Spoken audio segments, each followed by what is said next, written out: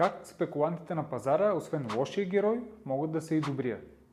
Ако вие решите да си закупите имот на чертеж, на зелено, на вас ще ви трябва доста голямо самоучастие. До Акт 14 повечето инвеститори изискват 50% от сумата. Банката не отпуска кредити преди сградата да е стигнала груб строеж, което означава, че вие, ако не можете да извадите тази сума за апартамент, просто няма как да се класирате. И тук идва момента за спекулацията на тези хора. Те разполагат с такава сума пари и могат да си позволят на много ранен етап, на чертеж още, да си изберат и да платят апартамент в сградата. Естествено ще си изберат най-хубавия апартамент, най-хубавото разпределение, най-хубавото изложение и най-хубавото паркомясто или гараж. Сградата напредва и те вече изкарват апартамента на пазара със своята печалба. Обикновено те продават около цената на инвеститора.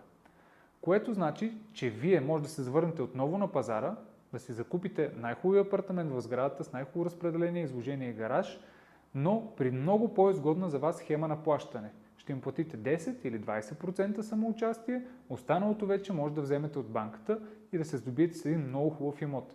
И така всички са спечелили. Инвеститора е получил своите пари, вие сте получили хубав апартамент, като сте избегнали доста рискове и спекулантът е получил своята заплата накрая.